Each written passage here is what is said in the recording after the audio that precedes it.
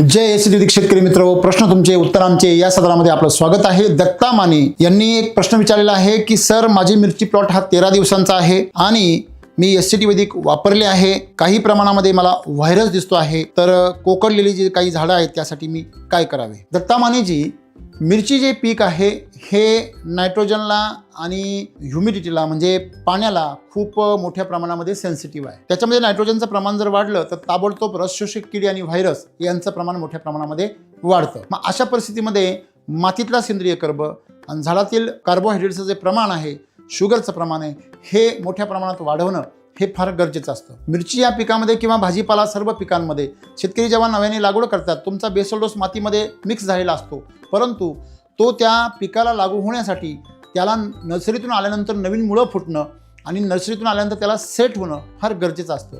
बऱ्याच वेळा नर्सरीमध्ये रोपांची वाढ थांबवलेली असते, त्याच्यावरती विविध प्रकारच्या रसायनांचा वापर करून त्याची कृत्रिम वाढ पण केलेली असते आणि कधीकधी त्याला व्हायरसची लागण ही तुमच्या नर्सरीमधून पण झालेली असते, पण ती प्रत्यक्ष स्वरूपामध्ये आपल्या लक्षात येत नाही, कारण त्यांनी काही रसायनं वापरलेली असतात। आपण ज्यावेळेस आपल्या प्लॉटमध्ये रोप येतं तेव्हा त्याला सुरुवातीला पहिली गोष्ट म्हणजे सॉईल चार्जरचं जे ड्रिंचिंग आहे, प्रति लिटर 10 ते 15 मिली या प्रमाणामध्ये आपल्याला पावसाळ्यामध्ये रोज करायचं आहे आणि उघडीपीच्या दिवसामध्ये आपल्याला आठवड्यातून कमीत कमी 2 ते 3 वेळा करायचं आहे। हे आपल्याला कायम करायचं नाही आहे, हे सुरुवातीला रोपाची मुळं ही आपल्या बेसल डोसच्या सम्राट बेसल डोसच्या खतामध्ये पोचेपर्यंत आपल्याला हे करायचे। जसं लहान मूल स्वतःच्या हाताने खाईपर्यंत आई त्याला खाऊ घालते, तसं सॉईल चार्जर हे तुम्हाला लहानपणी त्याला खाऊ घालायचे। एनर्जी बुस्टर त्याच्यामध्ये घ्या आणि तुम्ही जर याचा वापर करून जर तुमचे ड्रेंचिंग जर वारंवार वाढवल्या तर तुम्हाला याच्यामध्ये अशा कुठल्याही समस्या येणार नाही। सर्वात महत्त्वाची गोष्ट म्हणजे लहान वयामध्ये रोप हे कमकुवत असतं,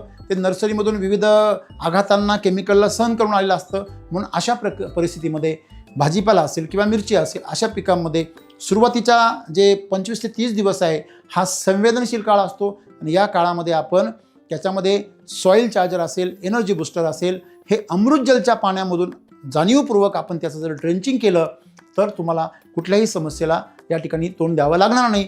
अजूनही तुम्ही हेल्थ फायटर साधारणतः 5 मिली, सॉईल चार्जर त्याच्यामध्ये 20 मिली प्रति लिटर घेऊन अमृत जलच्या पाण्यातून तुम्ही जर त्याचं ड्रेंचिंग जर केलं आणि सोबत तुम्ही त्याला ते वरतून भिजवलं देखील तर तुम्हाला याच्यामध्ये तात्काळ इम्प्रूव्हमेंट मिळेल। पुढच्या काळामध्ये सांगितलेल्या सूचनांचं पालन करा आणि 30 ते 40 दिवसामध्ये दुसरा बेसल डोस रिपीट करा आणि त्याच्यामध्ये तुम्ही SSMचा वापर आवर्जून करा ह्युमस गोल्ड सोबत। पुढच्या काळामध्ये अशा समस्या येणार नाही। धन्यवाद।